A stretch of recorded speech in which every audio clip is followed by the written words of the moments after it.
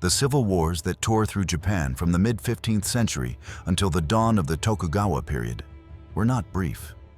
Dramatic affairs confined to battlefields where samurai clashed in honorable single combat. They were grinding, decades-long conflicts that transformed the entire archipelago into a landscape of smoldering villages, abandoned rice paddies, and populations perpetually on the edge of starvation. For the common people of Japan, survival during this age of warring states, the Sengoku Jidai, required a completely different set of skills than those celebrated in the warrior codes. While samurai lords fought for territory and prestige, the farmers, artisans, and merchants developed an intricate survival infrastructure built on mobility, concealment, economic adaptation, and community networks that would determine whether entire villages lived or perished. The fundamental challenge facing ordinary Japanese during the civil wars was that their entire survival depended on rice cultivation in a landscape where armies moved constantly, foraging and destroying crops as a matter of strategic necessity. A peasant family in the Kinai region near Kyoto might wake to find their fields trampled by a passing army, their granary emptied by hungry soldiers, and their son conscripted as an Ashigaru foot soldier, all within a single morning. The social contract that had theoretically protected farmers, where they provided rice in exchange for protection from their local daimyo, collapsed entirely as loyalties shifted, domains changed hands, and warlords prioritized military campaigns over agricultural stability. And in this environment, the traditional Japanese village had to transform itself from a static agricultural settlement into something far more flexible and resilient. The first survival mechanism that peasants developed was a sophisticated early warning system that operated independently of samurai authority. Villages established networks of watchers positioned on hillsides and temple roofs who could spot approaching armies from miles away. These observers learned to distinguish between different military formations by the color and arrangement of banners, the sound of marching rhythms, and even the dust patterns kicked up by different-sized forces. When danger approached, a system of signal fires, temple bells, and relay runners could alert an entire valley within hours. This wasn't paranoia, but practical necessity. Because the difference between having 6 hours of warning versus 2 hours could mean the difference between a successful evacuation and wholesale slaughter or enslavement. Upon receiving warning of an approaching army, villages enacted pre-planned evacuation protocols that had been refined through bitter experience. The entire community would mobilize in coordinated chaos, with specific families assigned to specific tasks. Young men would drive livestock into the mountains along hidden trails marked only by subtle rock arrangements that outsiders wouldn't recognize. Women and elderly villagers would gather essential supplies, focusing not on sentimental items, but on survival necessities. Seed rice carefully preserved in sealed clay jars, farming tools that could be carried, and portable food supplies like dried fish and pickled vegetables. The village would essentially disassemble itself, with families carrying away roof tiles, wooden beams, and even stone mortars. Anything that represented accumulated wealth and couldn't be quickly replaced. The destinations for these evacuations were not random flights into the wilderness, but carefully prepared refuges that villages maintained specifically for wartime survival. Mountain caves throughout Japan show evidence of repeated human occupation during the Sengoku period. With storage platforms carved into rock walls, ventilation systems to allow cooking fires without revealing smoke, and sometimes even primitive fortifications at cave entrances. Some villages constructed hidden mountain settlements that existed solely as emergency refuges. Small clearings with pre-built shelters and cached supplies that could sustain the entire community for weeks or even months.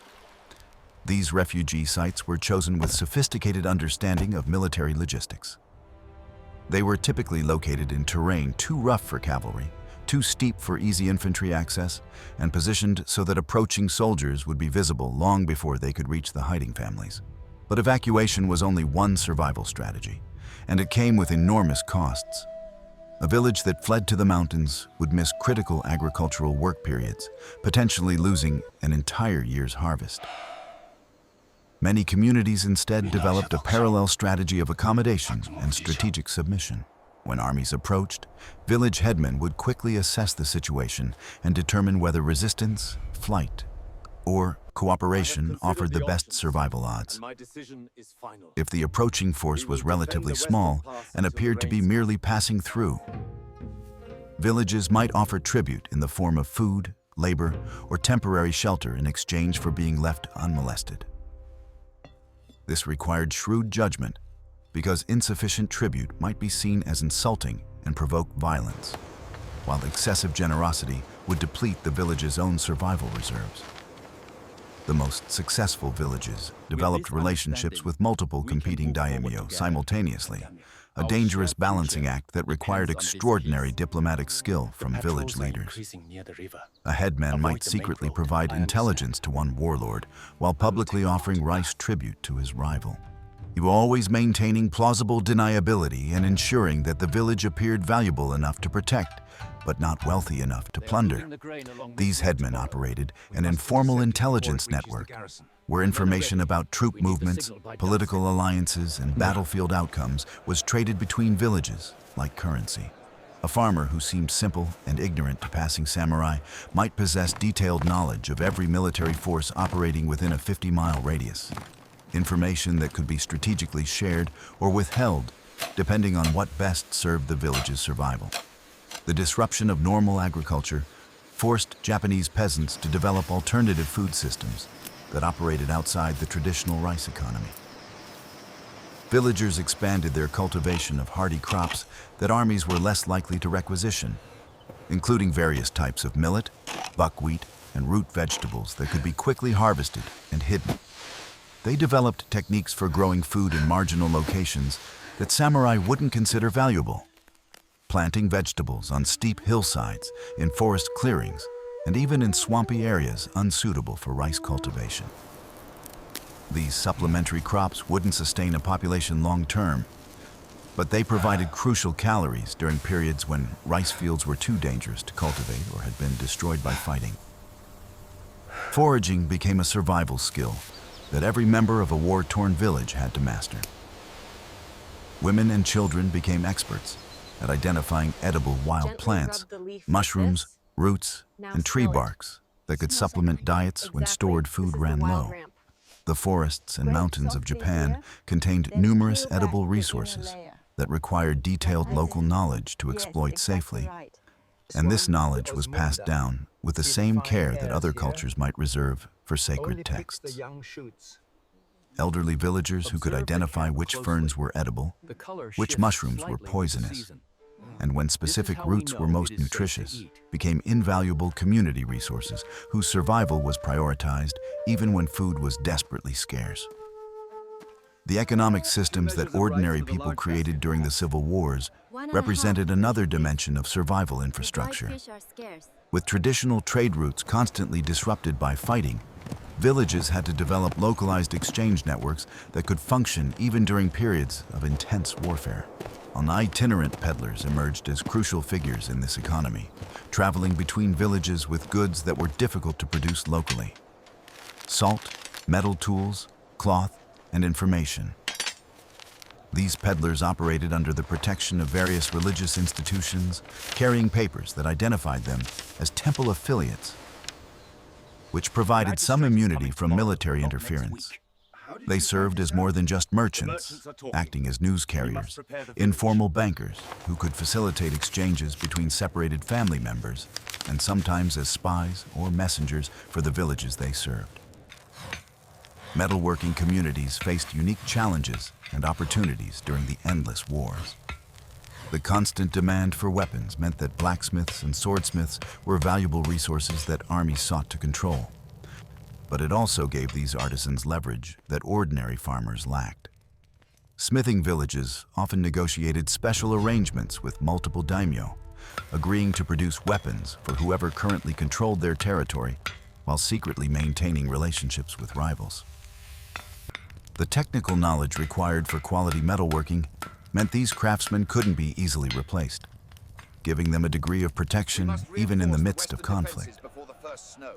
Some smithing communities became semi-autonomous, paying tribute to various warlords but maintaining effective independence through their essential skills.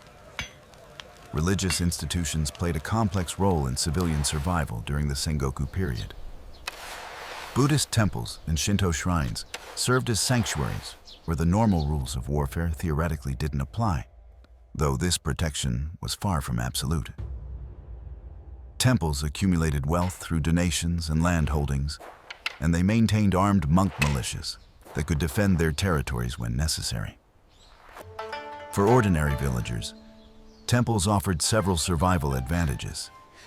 They served as emergency shelters during attacks, housed medical practitioners who could treat injuries and illnesses, and maintained granaries that could provide relief during famines.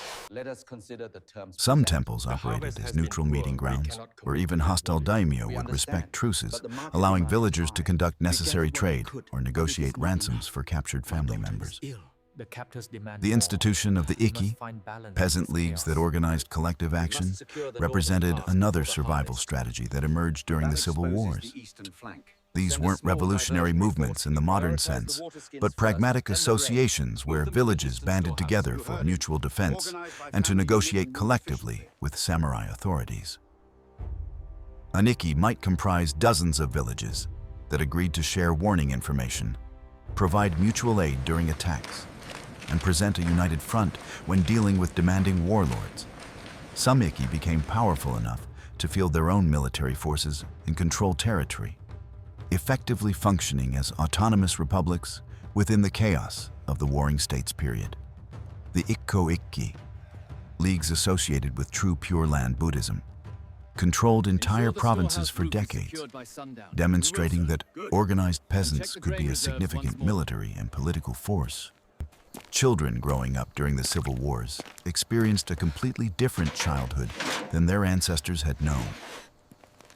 Education focused relentlessly on survival skills rather than cultural refinement. Young boys learned not only agricultural techniques, but also how to move silently through forests, how to recognize safe versus dangerous situations, and how to serve as scouts or messengers. Girls were taught advanced food preservation methods, medicinal plant identification, and the social skills necessary to negotiate with soldiers or officials. Play often consisted of games that developed survival-relevant abilities, with children practicing hiding, tracking, and signaling exercises that might seem like entertainment, but were actually preparation for very real dangers. The psychological toll of living under constant threat of violence created a culture where stoicism and emotional restraint became survival necessities. Families learned not to keep detailed records or accumulate visible wealth that might attract unwanted attention. They developed habits of constant assessment, evaluating every stranger, every unusual sound, and every piece of information for potential threat or opportunity. This hypervigilance became so ingrained that it persisted long after the wars ended, contributing to cultural patterns around privacy, trust, and risk assessment that would characterize Japanese society for generations. Women during the Sengoku period faced particular vulnerabilities, but also developed specific survival strategies. The threat of sexual violence during military occupation was constant. And communities created protocols to protect women and girls. Some villages prepared special hiding places designed specifically for women, often underground chambers or concealed rooms where they could remain hidden during the most dangerous period when an army first occupied an area. Women also learned to make themselves appear old, sick, or otherwise undesirable to soldiers, using ash to gray their hair, adopting exaggerated limps, or wearing ragged clothing even when they possessed better garments. Some women carried small knives, not as weapons, but as a means of last resort, embodying the grim calculation that death might be preferable to capture. The economic role of women expanded significantly during the civil wars as men were killed, conscripted, or forced to flee. Women took over traditionally male agricultural work, managed household finances, and sometimes even represented families in village councils. In coastal villages, Women dominated the fishing industry, while men hid in the mountains or served as soldiers.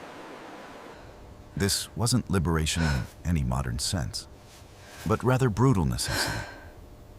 And it came with extraordinary physical demands and social responsibilities. Deeper over there. The soil A widow heading a household during the Sengoku period might be simultaneously managing agricultural production, raising children, caring for elderly relatives, and conducting delicate negotiations with military authorities, all while maintaining the appearance of submission that the social hierarchy demanded.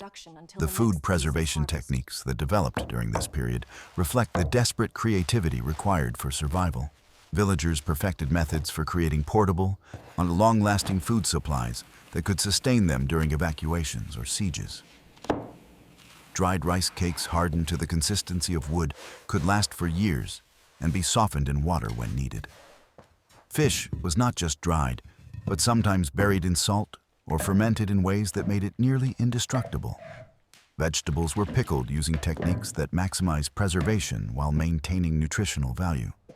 Every household maintained emergency food supplies, hidden in multiple locations so that even if their home was ransacked, some reserves might survive.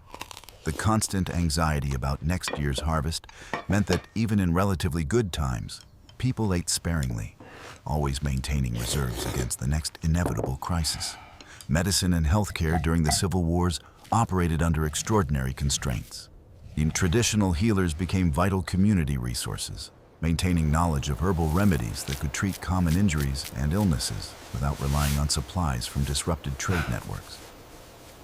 They developed expertise in treating arrow and sword wounds, setting broken bones, and managing infections using whatever materials were available locally. Some villages maintained hidden medicinal gardens, where valuable healing plants were cultivated in locations that soldiers wouldn't easily find. The knowledge of which plants could stop bleeding, reduce fever, or prevent infection was as carefully guarded as any military secret, passed down through apprenticeship relationships that ensured this critical information survived even if individual practitioners died. The practice of tsujura, roadside fortune-telling, took on new significance during the wars.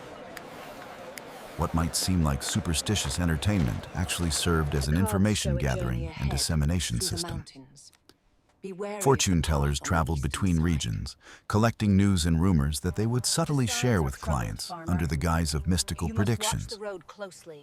A fortune teller might warn a farmer that the spirits indicate danger from the east within 3 days, which was actually intelligence about an army's movement. This system operated below the notice of samurai authorities, while providing ordinary people with information they desperately needed for survival.